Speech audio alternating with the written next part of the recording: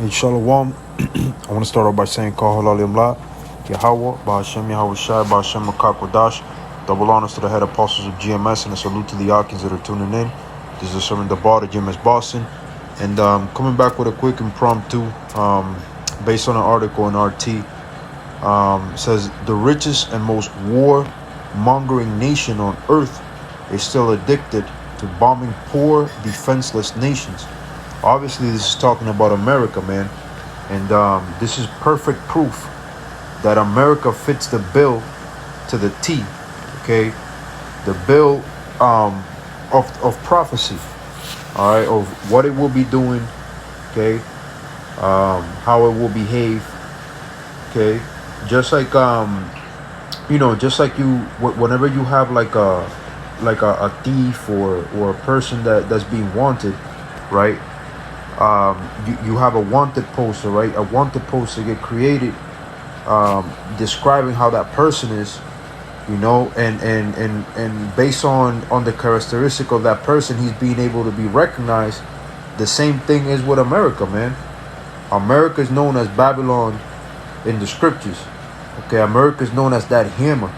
Okay, and this is telling you right here. Now, this Russian Today, this is Russian news, right? This is from the Russian Eye, but all nations know and feel the same way. America is nothing but a big bully, man. Okay, now this is a nation-state version of a psychopath. The U.S. refuses to give up its addiction to bombing innocent people. In just over a month, it's bombed Syria, Iraq, Somalia, and Afghanistan, and shows no sign of developing a conscience. And you have to keep in mind that this place known as the United States of America is nothing but a corporation that's owned by the international bankers. All right, and this is the enforcer to their kingdom. Okay, this is the enforcer. Whenever one of these countries don't want to follow suit, whether it be to actually negate a bank, a central bank, or deny them access to their resources, then guess what? They're going to send in the American military. They're going to create a coup, okay, in that country. They're going to form a coup, or they're going to come up with some kind of bullshit excuse, like hence 9/11, which is all nothing more than your own government attacking the Twin Towers as an excuse to go into Afghanistan, right?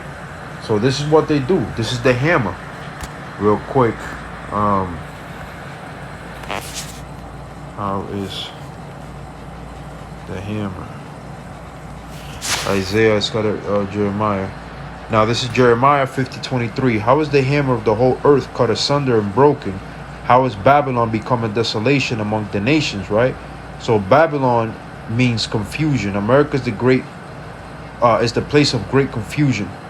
All right, and it's also a hammer. Now a hammer only sees nails, right? It's a hammer. All right. So this right here is the action of a hammer. See that? B-52 dropping bombs and bombs and bombs. Now it says here, kill anything that moves. March 15, 1968 was a normal day in America. The sun was shining, the birds were chirping. Race riots in Mississippi were entering their 5th day or so. And at the other end of the globe in Vietnam, soldiers of the American Division's Charlie Company, 1st Battalion, 20th Infantry Regiment were being briefed by their commanding officer, Captain Ernest Medina, about the exploits of the next day, which will later be dubbed the My Lai Massacre, where 500 unarmed Vietnamese civilians were systematically butchered in over 4 hours. Not counting a lunch break the soldiers took in the middle of the carnage. The others were clear and explicit. The soldiers were to kill every single human being, burn all houses, kill all animals, destroy all food supplies, and poison all wells. As the briefing progressed, one incident stuck in the mind of artillery forward observer James Flynn, which he will recall years later. A soldier whose name has been lost to history expressed some apprehension about the wide-ranging nature of the orders. Are we supposed to kill women and children? He asked naively. Kill everything that moves, come the reply. Kill everything that moves. This same phrase will be repeated almost verbatim 2 years later by none other than Henry Kissinger himself, while relaying U.S. leader Richard Nixon's orders a massive bombing campaign in Cambodia. Anything that flies on anything that moves. You see that's a typical American policy, which they also do in the Middle East now. Okay, in Afghanistan, you have what's called unmanned drones dropping bomb in Syria, all over the place, like we read here. Okay, again, going back to that hammer, man. America is that hammer. Nahum 3 and 5. Behold, I am against thee, said the Lord of hosts, and I will discover thy skirts upon thy face, and I will show the nations thy nakedness and the kingdoms thy shame. So everybody's seeing the shame of America, man. Everybody's seeing America for who they are. All these other nations in the world, that's why they hate Americans. Okay, that's why they hate Americans, because America always has their nose up everybody's ass, man. Okay, is always trying to spread their bullshit democracy that obviously don't work, because look at the ruckus that America's in. You have the biggest divide in the American history going on today in America.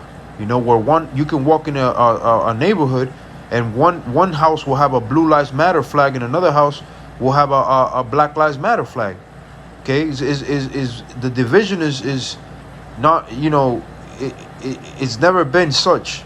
Okay, but that's also prophecy, because the scriptures say that he come to set a man at variance against each other, right? But America is that hammer, man. Going back into that hammer that these elites use to pretty much have the world under their dominion. Okay, that's also one of the three frogs, man. In order for you to be a successful kingdom, you have to have military power, which is your enforcer. You have to have religious power, and you have to have I believe it's a political power. Okay, you have to have power. Those three powers.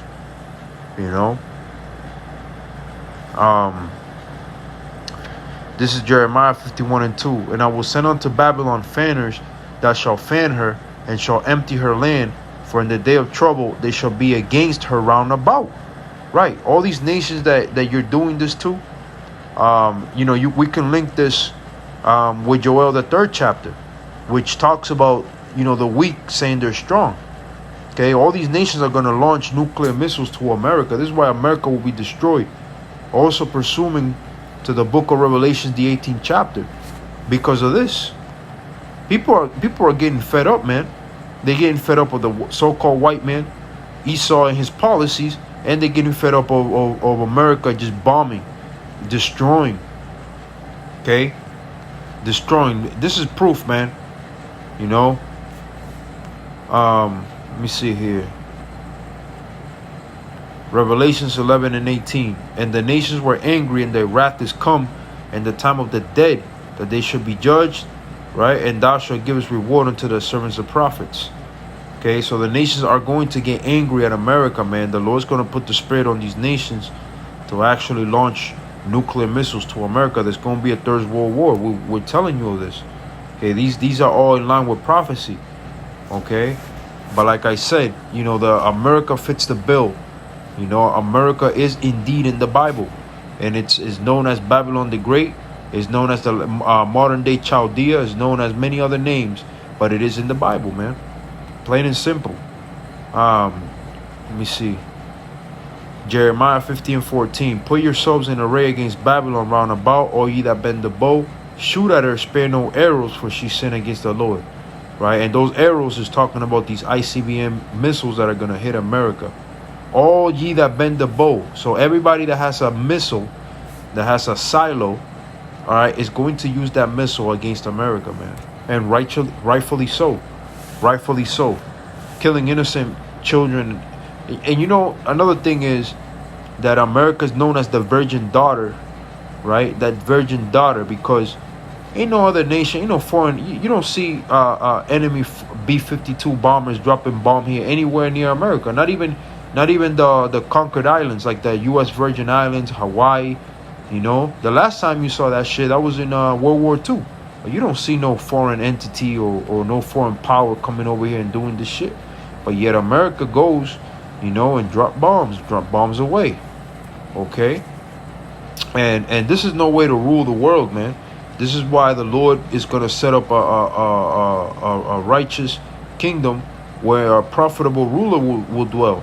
This is nowhere to live. As long as the so-called white man, which is the nation of Edom, is in power, the earth is forever going to be in complete deterioration. The earth is forever going to be in a complete ruckus. It's always going to be in some type of war, some type of calamity, because you have an unrighteous ruler, man. A ruler that only believes in blood. The scriptures say, because thou hast not hated blood, blood shall pursue thee. All right. Ecclesiasticus 10:4. The power of the earth is in the hand of the Lord, and in due time he will set over it one that is profitable. Right. So right now the current ruler, the one that has the power currently, is not profitable. Okay, profitable meaning that is beneficial. Okay, there's nothing beneficial about the so-called white man. All his policies are all amount to death. They all amount to death. Okay, destruction, mayhem. This man knows no peace. He knows no peace. There will never be peace on earth as long as this man is ruling. Why? Because he rules with the sword. That was his blessing. This is one of the modern day swords right here. This B-52 bomber dropping bombs, man. Okay, and that's why America's gonna be burnt. All right, America's gonna be burned, and the Lord's gonna destroy America, man. And all you Americans, so-called Americans, because America's comprised of many nations of people, man. You're all going to get judged for what you've done to the nation of Israel. Okay, that's another thing. America's bloody. This is the bloody city. This is the bloody city. Let me get that real quick to close this out. Woe to the bloody city. Nahum 3:1 says, woe, Nahum 3:1. Woe to the bloody city. It is full of lies and robbery. The prey departeth not. Okay, the prey departeth not. So this is the bloody city, known as the bloody city, because a lot of blood was shed here, man. The blood of the Gadites, the blood of the so-called Negroes. Okay, the blood of all of our brothers. Okay, and robbery, mass robbery has gone here. Okay, by the so-called white man. All right, so that's it, man. America got something coming. All right, so hopefully this was edifying. This is always the